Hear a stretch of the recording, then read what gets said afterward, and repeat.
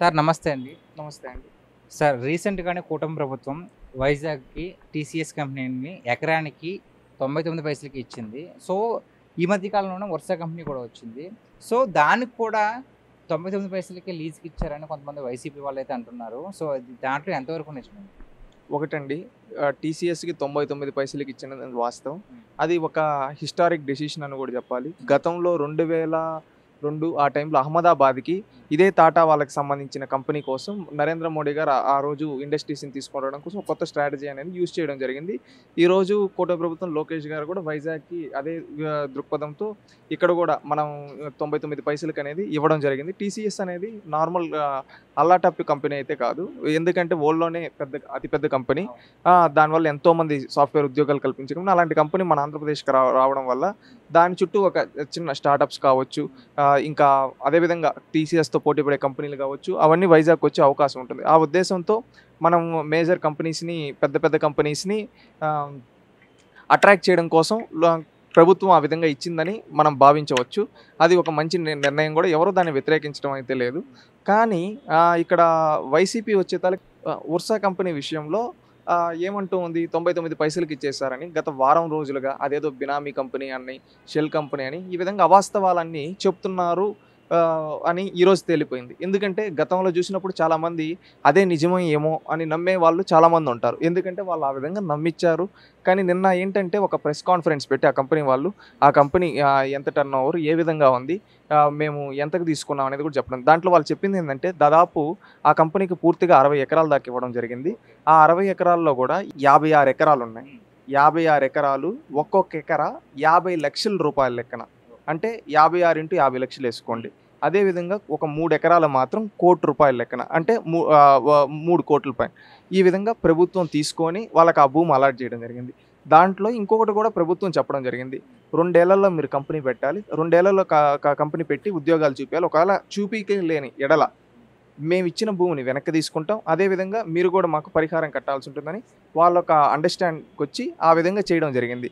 ఆ విధంగా చేసిన తర్వాత ఈరోజు తేలిందేందంటే, గతంలో వైసీపీ ప్రభుత్వం అనేది మొత్తం విష ప్రచారం చేస్తూ ఉందని చెప్పి తేలిపోవడం జరిగింది. వైసీపీ వాళ్ళు విష ప్రచారం చేశారు. ఆహ్, ఏదైతే కంపెనీ ఉందో దాని విషయంలో అని క్లారిటీగా అర్థమైపోయింది. ఇది నేను ఒకటి చెప్పదలుచుకున్నాను. ఇక్కడేందంటే రాజకీయ పార్టీలు ప్రతి 5 ఏళ్లకి ప్రభుత్వాలు మారుతూ ఉంటాయి. ఈసారి ఆ పార్టీ వస్తే ఇంకొకసారి కానీ కంపెనీల విషయంలో ఈ ధోరణి అనేది కరెక్ట్ పద్ధతి కాదు అని నేను భావిస్తూ ఉన్నాను. ఎందుకంటే ఈరోజు రాష్ట్రానికి పరిశ్రమలొస్తే అక్కడెవరో ఈరోజుండే నాయకుల యొక్క పిల్లలకి రావు. ఎవరికొస్తాయి? పేద పిల్లలకొస్తాయి. అదేవిధంగా ఆ చుట్టుపక్కల అనేక పరిశ్రమలు డెవలప్ అవుతాయి. దాన్ని చూసి ఇన్‌ఫ్రాస్ట్రక్చర్ బిల్డ్ అవుతుంది. ఈ విధంగా ఉంటుందని నేను భావిస్తూ ఉన్నాను. మరి గత 5 ఏళ్లలో ఒక్క కంపెనీ కూడా ఆంధ్రప్రదేశ్‌కి రాలేదు. సో, ఈ ధోరణిలో ఇప్పుడు వచ్చే కంపెనీల మీద ఎందుకు ఇలా దుష్ప్రచారం చేస్తున్నారంటారు? అది వాళ్ళ యొక్క వైఖరి అలా ఉందని నేను భావిస్తూ ఉన్నాను. రాజకీయ విమర్శలు చేయదలుచుకోలేదు. ఎందుకంటే వాళ్ళ యొక్క విధానాలు చూస్తూ ఉంటే ఇదేంది గత 5 ఏళ్ళు గతంలో ఒక ఐటీ మినిస్టర్ ఉండేవాడు. ఆయన దావోస్‌కి ఎందుకెళ్ళలేదంటే నాకు చలిగా ఉంది. ఈ విధంగా అని చెప్పారు. ఇంకొక కోడి వస్తుంది, గుడ్డు పెడుతుంది. అది అప్పుడే పొదగాలి. ఏదో సంథింగ్ ఇలాంటి మాటలు మాట్లాడేది.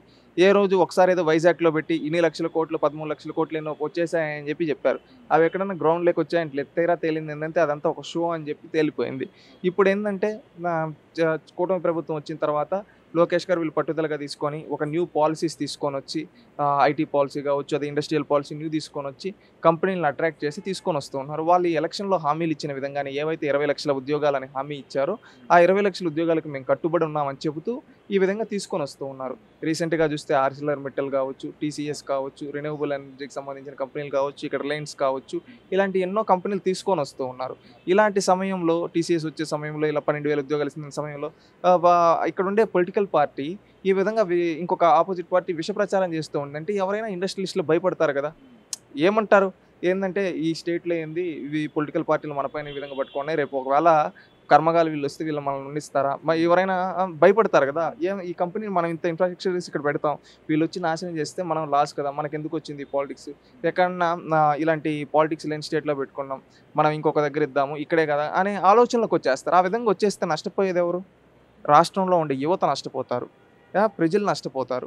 అది ప్రజలు గ్రహించాలి. అదేవిధంగా వైసీపీ వాళ్ళు కూడా ఇలాంటివి మానుకుంటే మంచిదని నా వ్యక్తిగత అభిప్రాయం. కేవలం పరిశ్రమల విషయంలోనే కాదు, మతాల మధ్యన కూడా చిచ్చులు పెడుతున్నారని మనం చూసాం. ఏంటంటే మొన్న పాస్టర్ ప్రవీణ్, సో అది యాక్సిడెంట్ కాదు, అది కేవలం హత్య అని చాలా హల్చల్ చేశారు. అంతేకాకుండా ముస్లింల విషయంలో వక్ఫ్ బిల్ మీద కూడా వాళ్ళు 2 నాలుకల ధోరణి అయితే ప్రదర్శించారు. దానిపై మీ అభిప్రాయం ఏంటి? ఇవన్నీ చూసిన తర్వాత రాష్ట్రంలో లా అండ్ ఆర్డర్‌ని డ్యామేజ్ చేయడానికి ఏదన్నా జరుగుతూ ఉందా కుట్ర అని అనిపిస్తూ ఉంది. ఎందుకంటే ఇప్పుడు పాస్టర్ ప్రవీణ్ గారిది పోస్ట్‌మార్టం రిపోర్ట్ రాలేదు. అది రాకముందుగానే ఎవరో చంపించేశారు, అపోనెంట్ పార్టీ పైన తోస్తూ ఈ విధంగా పాలిటిక్స్ చేస్తూ ఉన్నారంటే ఇక్కడ ఏమని అనుకోవాలి మనం ఒకటి? మీరు గ్రహించండి. ఇప్పుడు ఎవరైనా చనిపోతే ఒక పోస్ట్‌మార్టం రిపోర్ట్ చేస్తారు. ఆ రిపోర్ట్ వచ్చిన తర్వాత దాన్ని బట్టి ఎలా చనిపోయాడు, ఏంటి అనేది చెప్తారు. ఈవెన్ ఇది ఎక్కడ గాని వాళ్ళ కుటుంబ సభ్యులొచ్చి హత్య అని చెప్పలేదు. ఇక్కడేందంటే కొంతమంది ఎవరైతే పాస్టర్లు ఒక పార్టీకి ఫేవర్‌గా ఉంటారో వాళ్ళొచ్చి బయట రెచ్చగొట్టే వ్యాఖ్యలు చేయడం, అదే విధంగా రెచ్చగొట్టే మాటలు మాట్లాడడం ఇలాంటివి చేశారు. ఇలాంటివి చేసినప్పుడు సమాజంలో ఉండే కొంతమంది దాన్ని చూసి మొబలైజ్ అయ్యే వాళ్ళుంటారు. ఆ విధంగా ఒక కులాల మధ్య చిచ్చులు, మతాల మధ్య చిచ్చులు పెట్టి ఈ మతం, ఆ మతం గొడవలు జరిగేదానికి ఇలాంటివి దోహదపడతాయి. అలాంటివి జరగకుండా ఉండాలి. ఎందుకంటే ఇది చేసేది ప్రజలు కూడా గ్రహించాలి. పోస్ట్‌మార్టం రిపోర్ట్ వీళ్ళెందుకు చేశారు? దీని వెనకాల ఉన్నది వైసీపీ పార్టీ అని చెప్పి దాని ఎవరో బెన్నీ లింగమో ఎవరో ఒక అతను ఉన్నాడు. బెన్నీ లింగం ఏదో.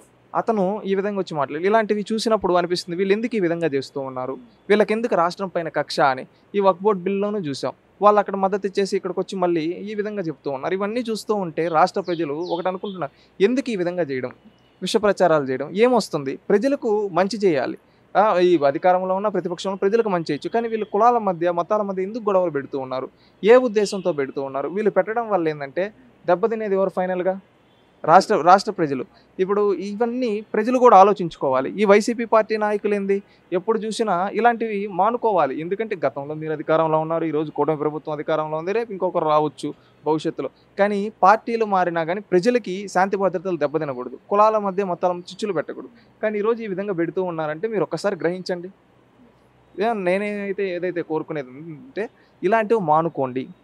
మనం ప్రజలు ప్రశాంతంగా ఉండాలి. ఏదైనా ప్రజలకు ఉపయోగపడే దాని గురించి మాట్లాడండి. ఇప్పుడు ఉర్సా కంపెనీ వస్తుందా? అది 5,000 ఉద్యోగాలు ఇస్తుందా? ఇంకా 10,000 వచ్చే కంపెనీని మీరు తీసుకొని రండి అని అడగండి. తప్పు లేదు.